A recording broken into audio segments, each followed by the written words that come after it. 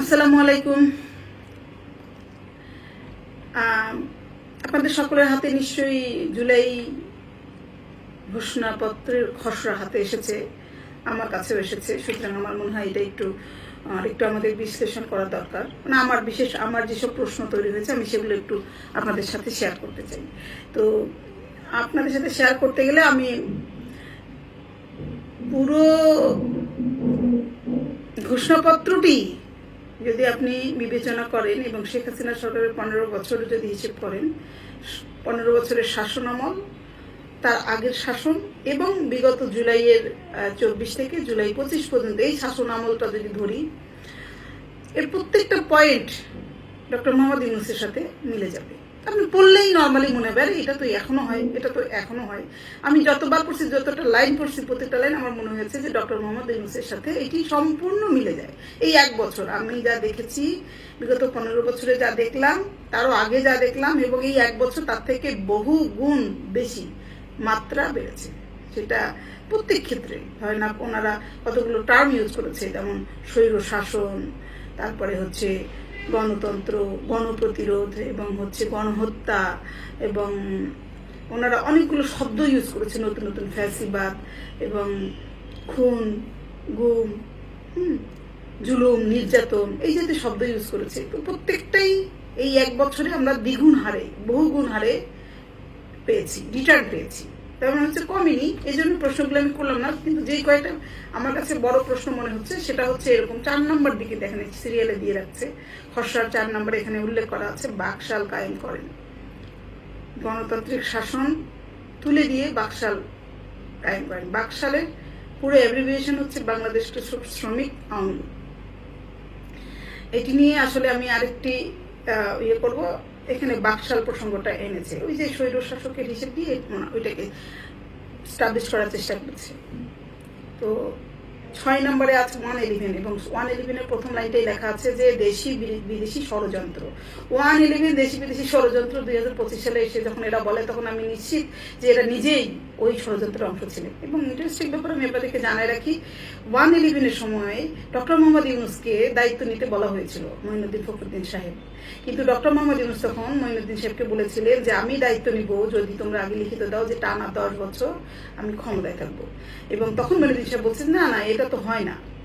হ্যাঁ, আপনি একটা সার্টেন পিরিয়ডে থাকবেন, তারপরে এই দায়িত্ব দিয়ে দিয়ে নির্বাচন দিয়ে চলে যাবেন। তো উনি বলছেন যে না, যদি তোমরা এটা না নিশ্চিত করতে পারো তাহলে আমি এই দায়িত্ব নিব না। তো 111 যে দেশি বিদেশি ষড়যন্ত্র, এটা ইউনূস তখন থেকেই জানতো, ফলে এই লাইনটাও এখানে যুক্ত করে উনি দিয়েছেন। তো এটা আমার কোশ্চেন যে নিজের অভিপ্রায়, নিজের ইচ্ছা আকাঙ্ক্ষাটাকে এই 24-এর এসে ছেলেদের আকাঙ্ক্ষায় কেন উনি পরিণত করলেন, আমার কাছে কোশ্চেন। আর আপনারা এই কোশ্চেনটা আপনারাও তুললেন, এটা গুরুত্বপূর্ণ। 9 নম্বরে এসে দেখেন শেখ হাসিনার কারণে বাংলাদেশ আন্তর্জাতিকভাবে ভাবমূর্তি নষ্ট করেছে, বাংলাদেশের ভাবমূর্তি নষ্ট করেছে শেখ হাসিনা। এটি দেওয়া আছে 9 নম্বর খসড়ার। এখন আমি এই প্রশ্নটা আমি প্রবাসীদের করতে চাই। আপনারা বিগত 15 বছর বাংলাদেশের পাসপোর্ট নিয়ে প্রবাসে আছেন। তো বাংলাদেশের মান আপনাদের বেড়েছিল না? 2025-এ যে 24-এর জুলাই থেকে শুরু করে 2025-এ যে পাসপোর্ট নিয়ে যাচ্ছেন, এখন তো পাসপোর্টই ফেরত দিচ্ছে, মান কি বাড়বে? আপনারা যে বলছেন আন্তর্জাতিকভাবে সুনাম ক্ষুণ্ণ করেছে আর শেখ হাসিনা সরকার, আপনাদের পাসপোর্ট তো এখন নিচ্ছেই না। ইভেন ট্যারিফ দেওয়ার পর 39 জনকে হাত করা পড়ায় যুক্তরাষ্ট্র ফেরত পাঠাইছে বাংলাদেশে। কে আন্তর্জাতিকভাবে বাংলাদেশের মান কমাচ্ছে? আপনাদের তো মেয়াদ 1 বছরও হয় নাই, তাতেই মালয়েশিয়া বন্ধ, সৌদি আরব থেকে ফেরত পাঠাচ্ছে, বিভিন্ন দেশ থেকে। আপনাদের দেশের পাসপোর্টের মান কালো তালিকাভুক্ত হয়ে গেছে। কতগুলো দেশে, 16টারও বেশি দেশে বাংলাদেশের পাসপোর্টের মান কালো তালিকাভুক্তিতে রেখেছে বাংলাদেশের পাসপোর্টকে। এর আগে তো এরকম হয়নি, 1 বছরে আপনারা করে দিয়েছেন। 13 নম্বরে এসে দেখেন, আপনারা এসে দেখেছেন যে 10 নম্বরে এসে আপনারা বলছেন যে বাংলাদেশে কয়েকটা বিষয় উল্লেখ করেছেন, যেমন সুশাসন, দুর্নীতি, পরিবেশ, লুট, অর্থ পাচার, এই সমস্ত বিষয়গুলো উল্লেখ করে একটা ন্যারেটিভ তৈরি করেছেন। এই যে ন্যারেটিভ তৈরি করলেন, বলেন তো আপনাদের উপদেষ্টা তো নিজেই বলেছে গত 4 বছরে আমি 4 বছর যেভাবে আটকাইতে পারছিলাম, এবং আমি নিজের উপদেষ্টা হওয়ার পরও সেটা করতে পারলাম না। তো আপনাদের রেজওয়ানা হাসান তো নিজেই বলছে যে উনি নিজে যেটা করতে পারে নাই, করতে পারছে সরকারে না থেকেও, কিন্তু সরকারে থাকার পরে উনি কিন্তু সেটা করতে পারছেন না। তার মানে সমস্যাটা কোথায় আছে সেটা একটু আপনাদেরকে দেখতে হবে।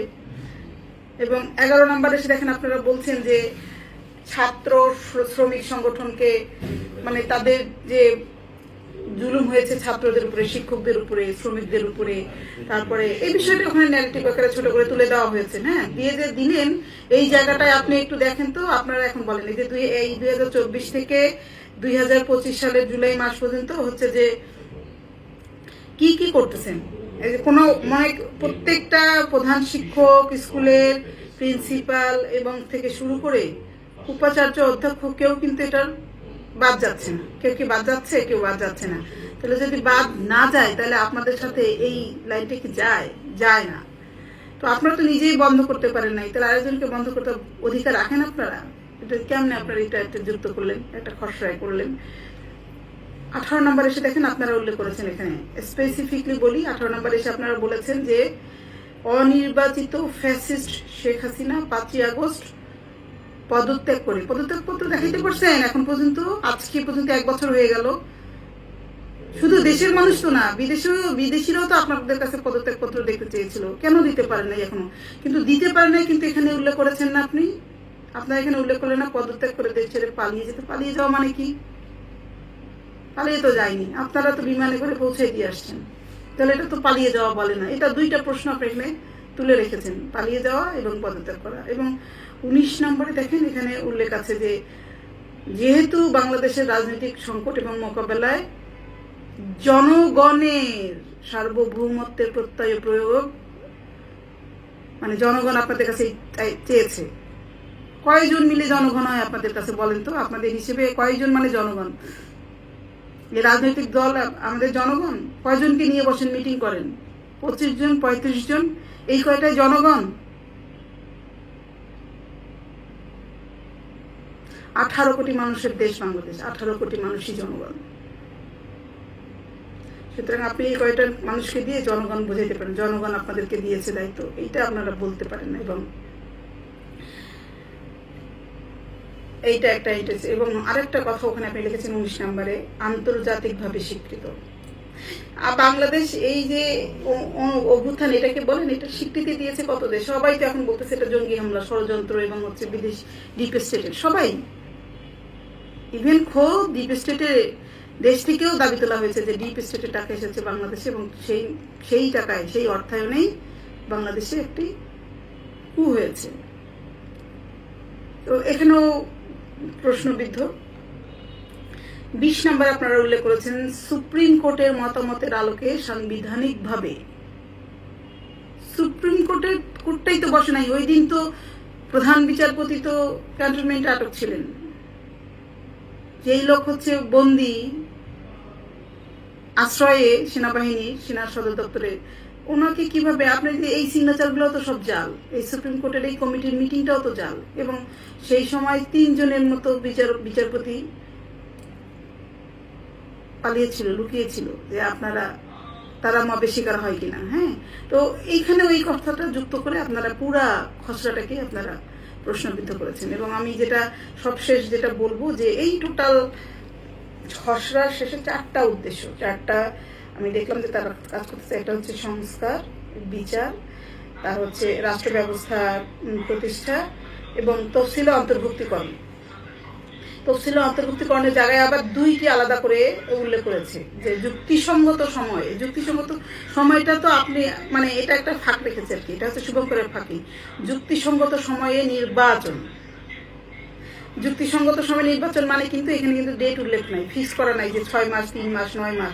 যুক্তিসঙ্গত সময় যতদিন ইচ্ছা, এটা যুক্তিসঙ্গত সময়। এবং বাংলাদেশের জনগণ এইটা চায় বলে সর্বশেষ লাইনটা যুক্ত করে দিয়েছেন। তো এটা আসলে বাংলাদেশের মানুষ চায় না, আমি বারবার করে বলছি আপনাদেরকে, এটা বাংলাদেশের মানুষ চায় না, আপনারা গুটি কয়েকজন চান, এবং এই গুটি কয়েকজনের সংখ্যাটা খুবই নগণ্য। আর যে মিথ্যার উপরে ভর করে পুরো একটি ঘোষণাপত্র তৈরি করেছেন, মিথ্যা কখনো জয়ী হতে পারে না, মিথ্যার স্থায়ী হয় না, মিথ্যা সবসময় সত্যকে বিলম্বিত করা যায় কিন্তু শেষ করা যায় না, মিথ্যা কখনো স্থায়ী নয়, মিথ্যা হারবেই, সত্য জিতবেই, সত্য সবসময় সুন্দর, সত্যই বাস্তবতা। আপনারা সচেতন হন, স্বাভাবিক হন। ধন্যবাদ সবাইকে।